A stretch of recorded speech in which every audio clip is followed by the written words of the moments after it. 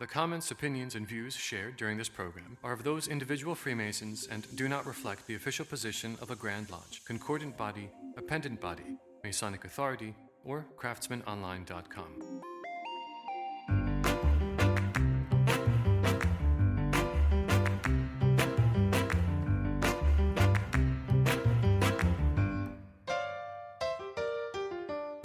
Welcome to the Craftsman Online Podcast, the only 5-star rated Masonic podcast endorsed by the Grand Lodge of New York. Hey, welcome back. It's Right Worshipful Brother Michael Arce, and you've joined us for an episode on the New East as we get ready to talk millennial leadership and Freemasonry. Because here's the problem. As centuries old that Freemasonry is as a fraternity with our tradition and our ritual, all of that oldness sometimes gets us associated with older people. Like, for example, you'll hear people say, oh, my grandfather was a Freemason, or my dad was a Freemasonry. But very rarely do you ever hear somebody say, oh, my best friend is a Freemason, or my brother is a Freemason. I'll tell you, it's a little discouraging. Well, as our ancient craft is evolving, we are finding new generations of leaders emerging to shape the future. We have one joining us from Hiram Lodge number 14 of the Grand Lodge of British Columbia and Yukon. He's the current master of his lodge, Worshipful Brother Will Rothery. Welcome to the Craftsman Online Podcast. Thank you for having me. I very much appreciate it. I've been listening to you for a little while now, and I'm pretty excited to get this episode done. I'm pumped because I think this is the first friendly Canadian voice that we've had on the Craftsman Online Podcast, eh? Oh, you know it, eh? Happy to have you on board. And you're also joining the list, and I'm sure you have this as well.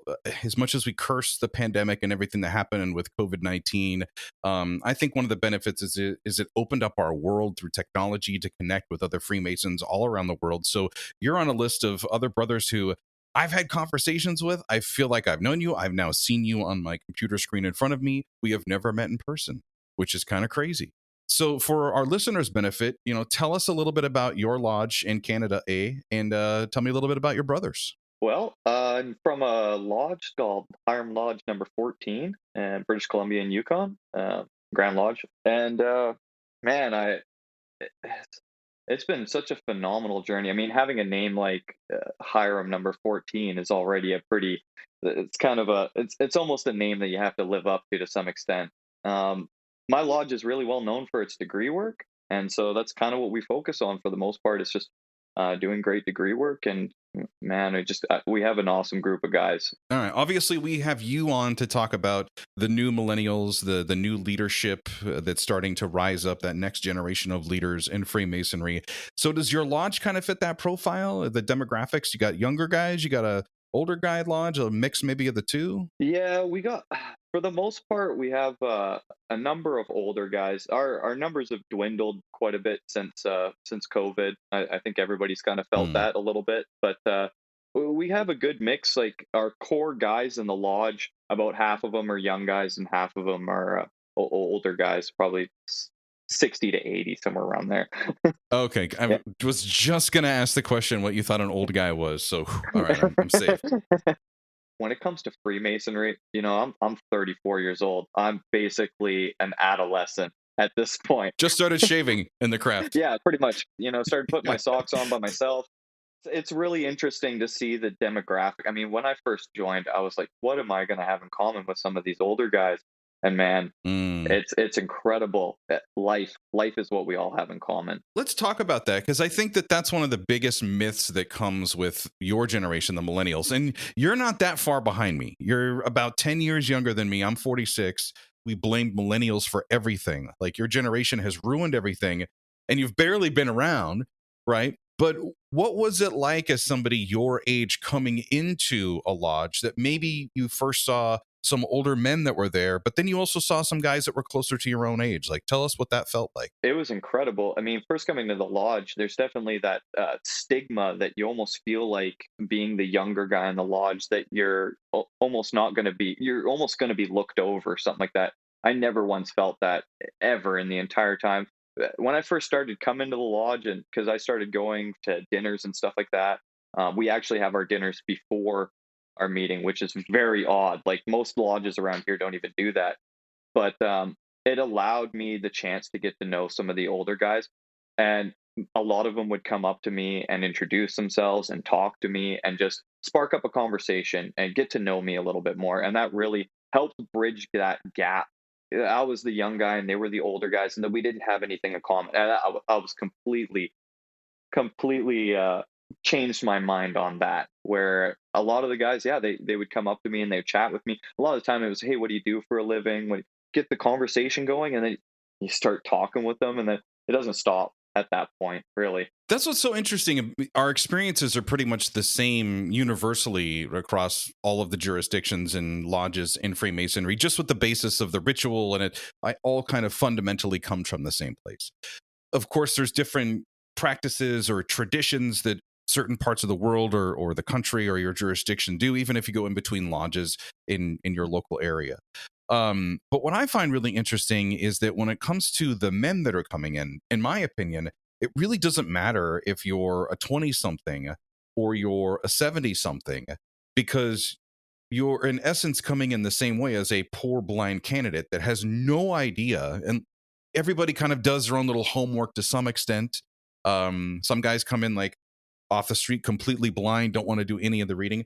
Other guys have a small library that they've invested time and a lot of money into learning about some of the secrets of the craft. But you really don't learn anything until the night you take that first degree, and then you're like, okay, this is what this experience is supposed to be about. Before you take that first step, I mean, you might have some guys in your lodge that might explain things to you a little bit and give you kind of an idea of what you're getting yourself into, but really until you take that first step, you really have no idea. And it's nice when you have guys who kind of prepare you a little bit better for that. But man, I can't think of any instance in life where you just I wouldn't say thrown to the wolves, because I think that's a little extreme, but I mean, that first degree, you're hammered with so much knowledge and information that that first step that you take, it's almost overwhelming. And for some people, it is overwhelming and they don't fully understand. It's like, hey, you got to learn a certain portion of what you did here tonight and you have to recite it again. And the reason why is because we want you to understand that,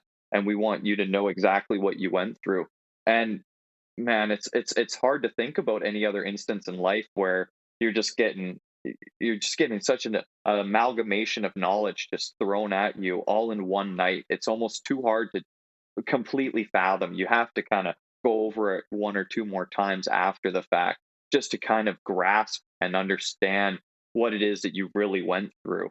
Let's talk about that for a second. Walk me through what it's like going through the degrees and the proficiency and all the work, as we like to call it, into becoming a master mason. Oh man. Well, for us, I'm not too sure how much it varies. I would assume that it's actually pretty similar. A lot of lodges in Canada do what we call as Canadian work, and my lodge was very, very lucky.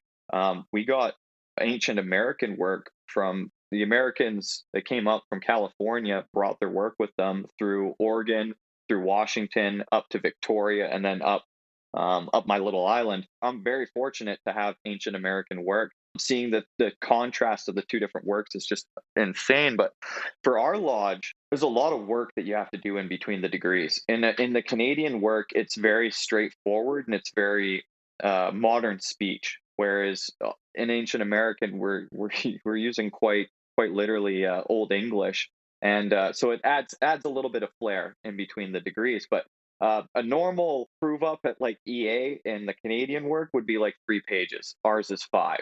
And so once you have that first degree and you've memorized the memory work and you've come into lodge, then you move up to the second degree. You're just adding a little bit to it from that point, which we might add a page or two extra. Our obligations are numerous and weighty, to say the least. By the time you get up to Master Mason, it's a mouthful. It's about 10 pages long, and it's a lot to handle. It really is. But man, you feel fulfilled, very much fulfilled, when you finally have done the work. You've built all the blocks onto each other, and now you truly have the foundation to move forward as a Freemason, as a human being, as a man. There's a word you tossed out, and you mentioned it a few times when it comes to the origins or the style of the ritual that you do. And I remember when you first used this word in front of me, and for those that are watching on YouTube Live, where we now stream our podcast recordings, and you can also watch the episodes as they're unfolding. You said ancient American. So when I hear ancient American, I think of like, oh, you mean like before the Native Americans. So like the people that were here when like dinosaurs were still around here that really weren't Americans. They just happened to live in what we now call America. When you use the term ancient America, what does that mean to those of us that aren't familiar with it? So I know it's a very broad spectrum term. I feel like it probably does throw some people off.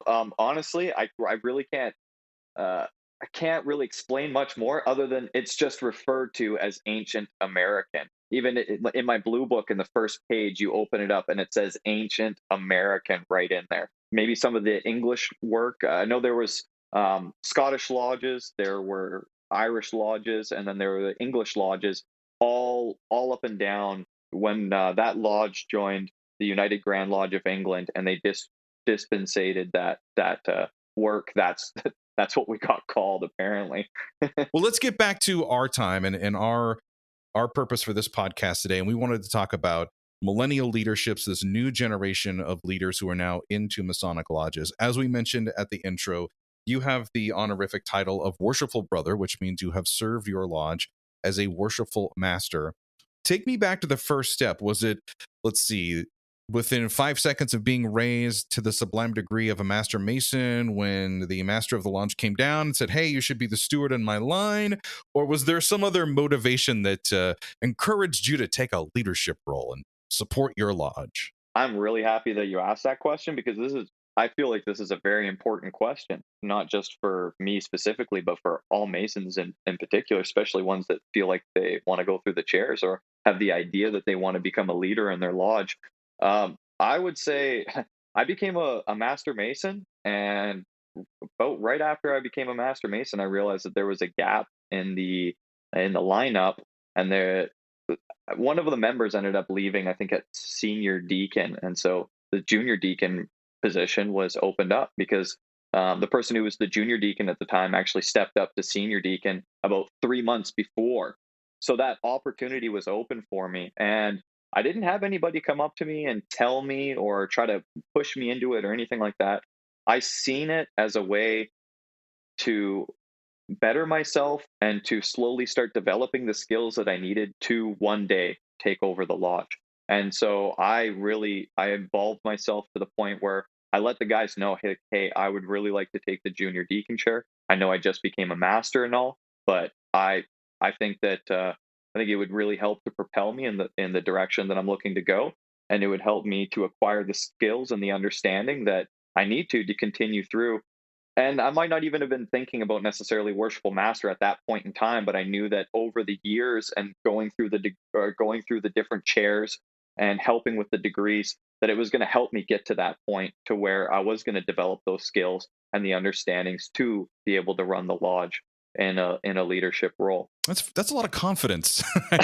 Trying to keep it a G-rated show. That's very confident to walk up and say, hey, I want to sit in the junior deacon's chair. Mm-hmm. Most brothers start out in a steward position, or if there's a position lower, like a very junior entry level, like let's just get you familiar with kind of how the lodge functions, and you're doing simple things like helping cleaning up the lodge, either setting up the furnishings before our meetings or cleaning them after dinners or collecting money for, refreshments or whatever's going on. Very simple stuff.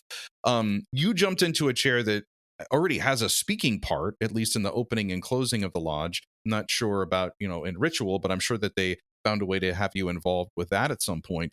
Were there any other brothers that wanted to be in that spot, or did everybody say, hey, we got this like up and coming guy, like let's just step back and like let him do his thing? Fortunately for me, there was a little gap there, and they were able to fill it if need be, but I was just so gung-ho. They were basically going to recycle another one of the guys in the lodge to sit in that chair.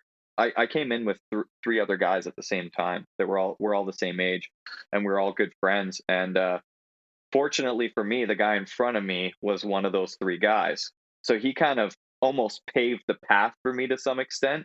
A couple of my mentors and a couple other guys that I had that I was meeting in the district, and people who had my lodge, kind of encouraging me to take up those tiny little roles, building up to building my confidence to be able to sit in the junior deacon chair and feel relatively confident going into it. Hello, Craftsman Online podcast listeners. This is Brother Jason Short from the Craftsman Online Reading Room. Save the date, Tuesday, October 30th, when our reading room opens at 7 p.m. Eastern as we welcome our special guest, Brother Mark Stavish, author of The Path of Freemasonry. We will be discussing Chapter 8, Occult Masonry of the 18th Century. Get the reading materials, the link to join our YouTube live event, and email your questions for the panel discussion at craftsmanonline.com. That's craftsmanonline.com. See you on October 30th.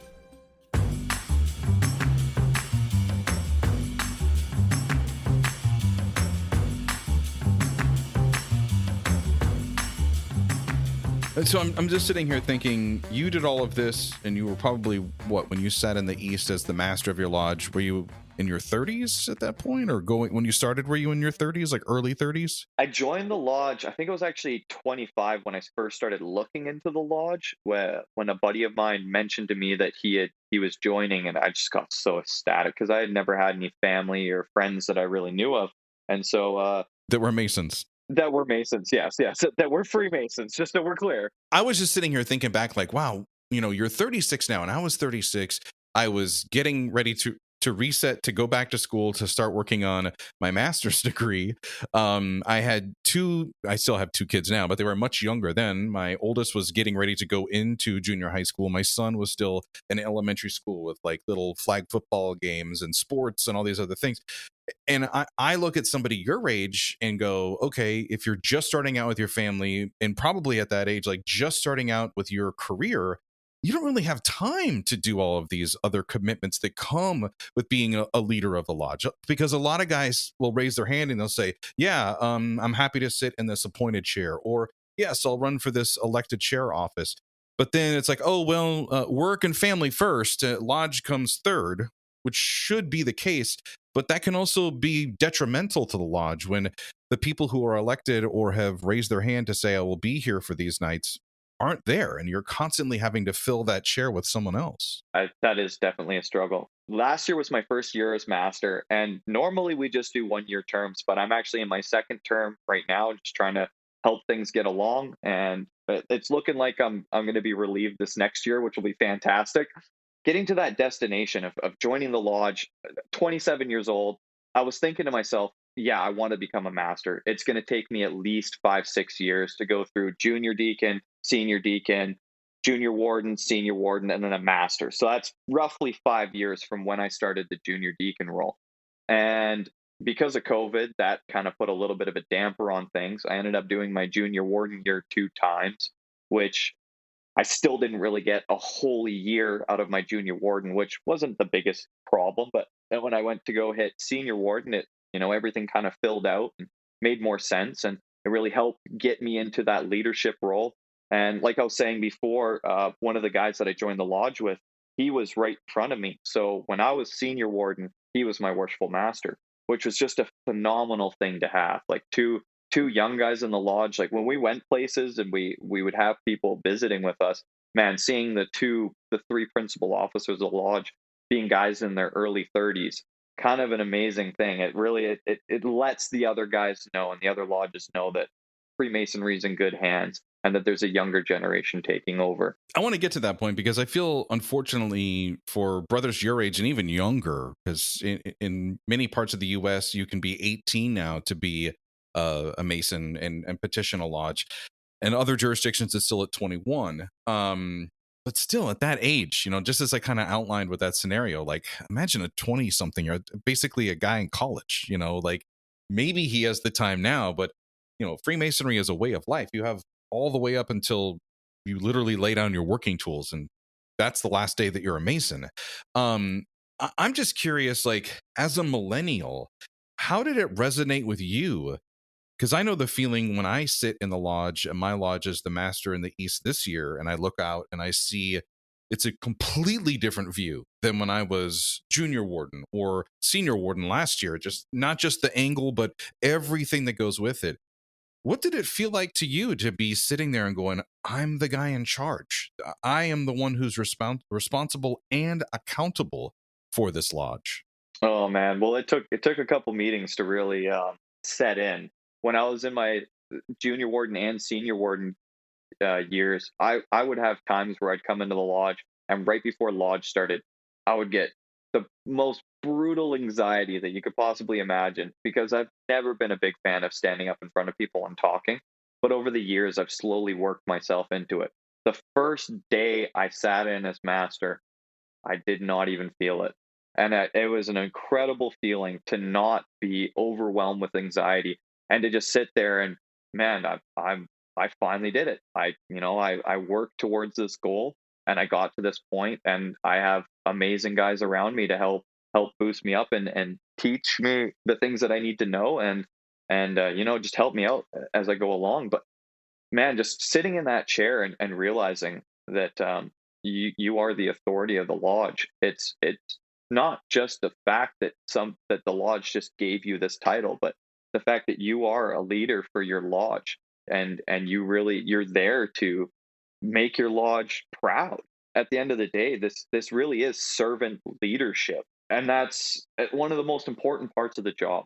The importance of every member, and the importance of how to make each member feel like a valued part of the team. That's one of the reasons why I went to become a worshipful master. It's because I wanted to build myself up, and I wanted to build other people along the way. The leadership, the managing of the lodge, that is such a key part of being the master of the lodge. But there's another part, worshipful, that I'm curious about. What did your trestle board look like? What does the millennial trestle board, what kind of programs or events do you do? They're just these radical, crazy, fun party things. Well, fortunately for me, I haven't tried to do anything too out of the box. I think there's definitely a line that you have to, especially when it comes to upholding our traditions and trying to not make too many innovations in the lodge, because I know that's a very scary word. People are very apprehensive about hearing the word innovation, especially when it comes to Freemasonry. There's been things that we've done over time. We used to get together about 4 or 5 times a year, and we would have these big dinners. After COVID, that a lot of that kind of stopped. But one of the things that we have continued with, and well, our memberships dwindled quite a bit since then as well too. We have an outdoor lodge, and we actually just had it first weekend of July. And I want to say we've been doing the outdoor lodge for about 8-9 years now, and it's just phenomenal. We get guys from all over the island, all over the place, and that just really pitch in, and it's an incredible experience. And just enjoy each other's company, enjoy each other, and then go and put a good degree on. We have our Grand Master out every year for that, so the Grand Line comes out. It's a big event, and so it's one of those things where it's just like, we don't have too many big events anymore that really drive people in and want people to be there. But man, the outdoor lodge is one of those experiences that are just way out there. It's an incredible experience to go through. And actually, I changed things up this last year, and I last month we did a double Master Mason degree, and we have never done a Master Mason degree at our outdoor lodge. So it threw some curveballs. Let's just say that.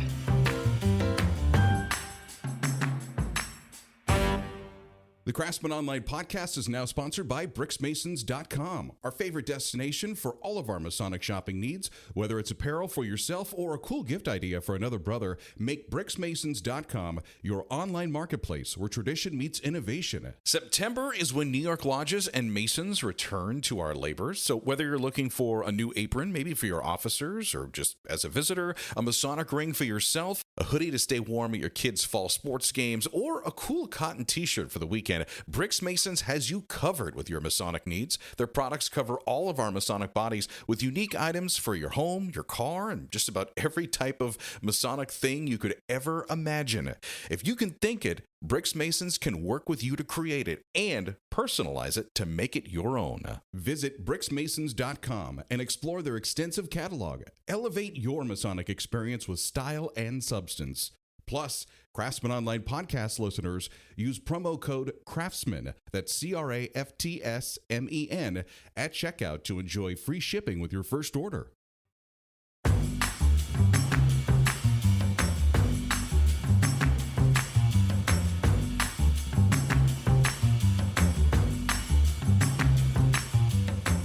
So here's my $1,000,000 question to ask you, and I don't want to put the weight of the world, but since I do have a millennial here, how can we engage you? How can we present leadership opportunities to men your age and surround them with the support that they need to take root and be the next generation of leaders of our lodge? Because without you, there's no future for the rest of us. Yeah, no, I fully agree on that.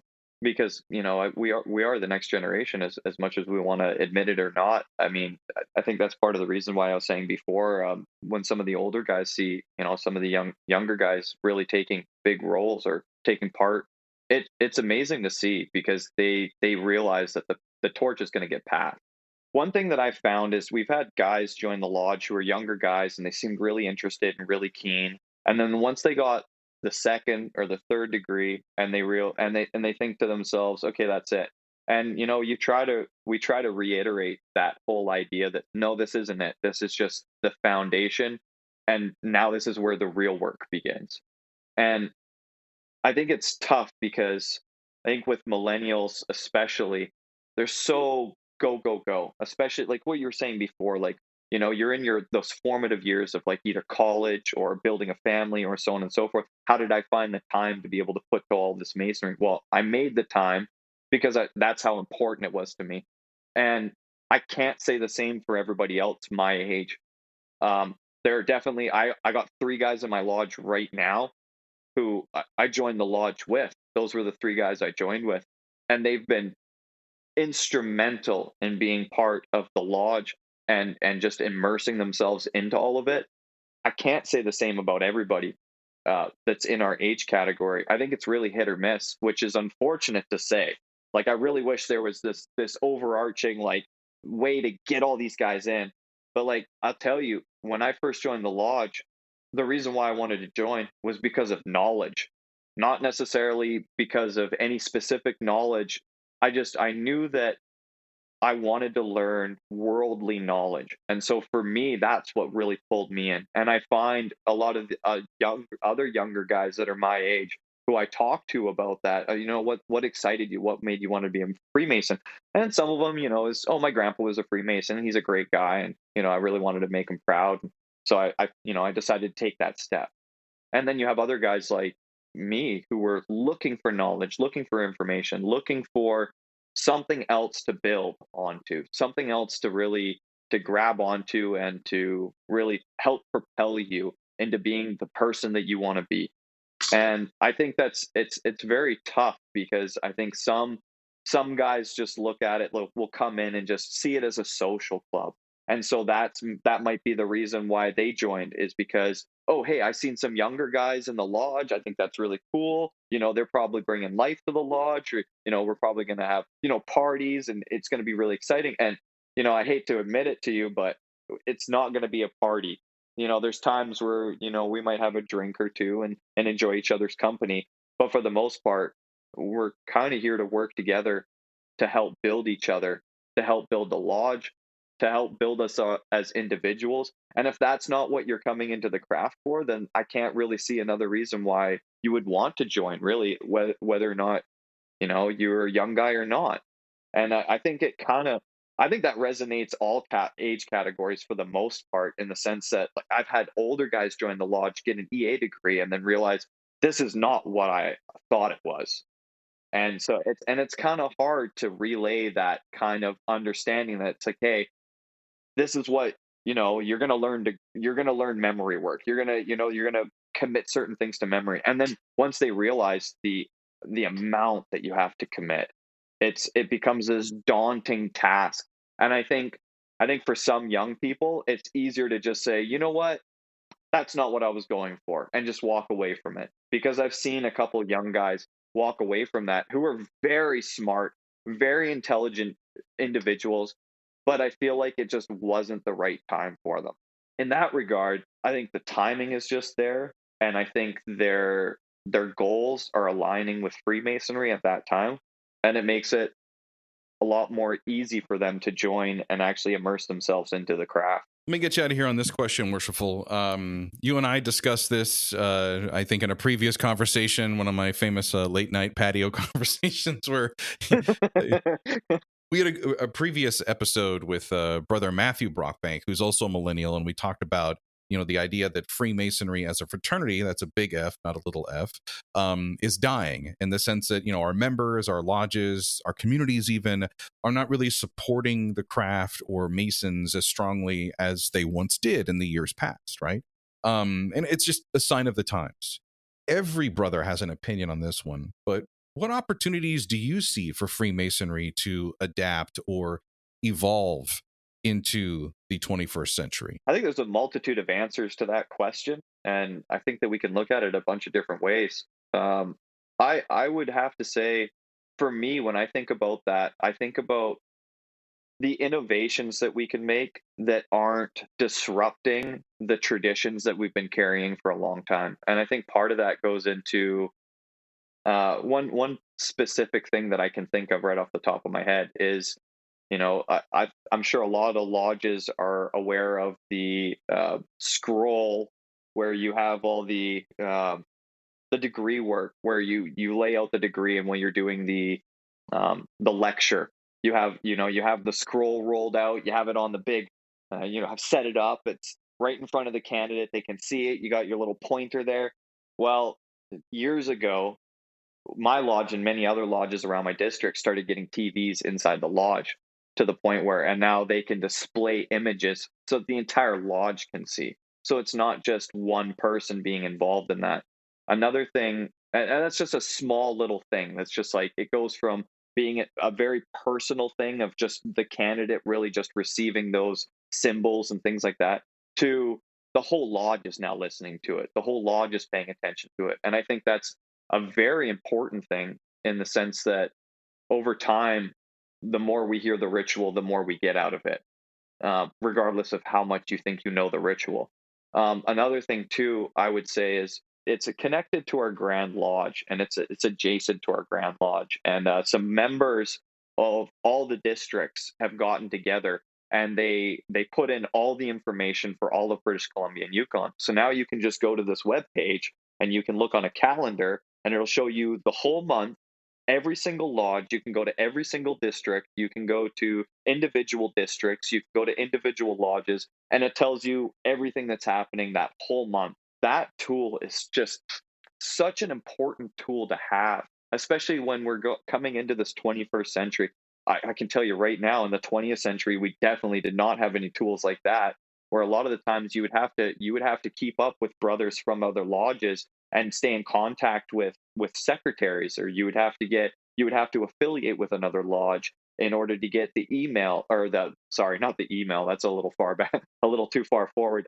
Getting the snail mail, The old lodge bulletin. exactly. And so, I mean, those couple small things, like, I know they're things that I don't feel like they're innovating too much. We're still upholding the same traditions, we're still upholding the same ideals, but we're bringing life to it. And also with our web pages and stuff, I can tell you right now, we've had a number of hits.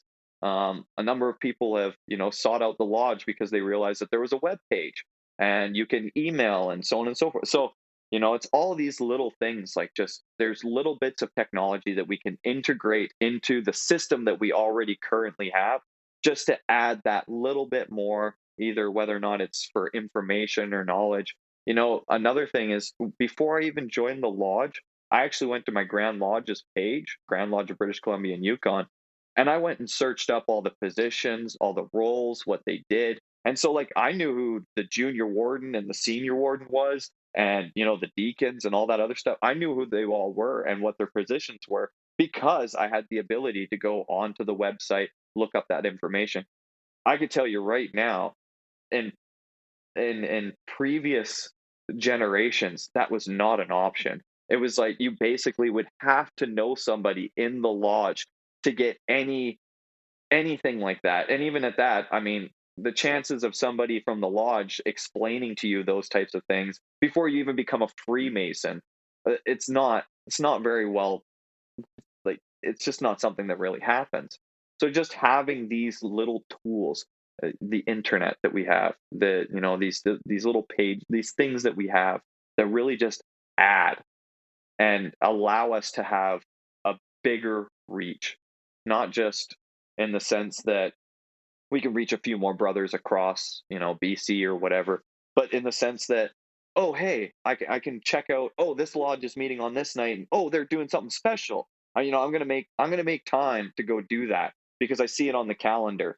Whereas, you really otherwise you wouldn't even know about it, right? The wise man from the island. That's what we're going to start calling him.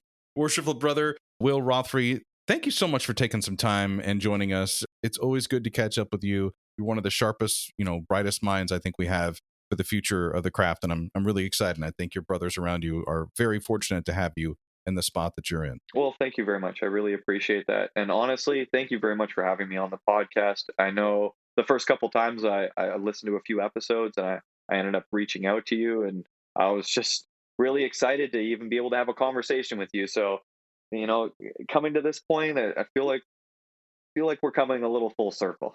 I'll get a few emails like yours, for example, and then my wife will be like, "Where are you going?" As I'm walking outside of the backyard, and I'm like, "Oh, I'm going to go talk to a brother on the phone," and I'm like, "She has no idea."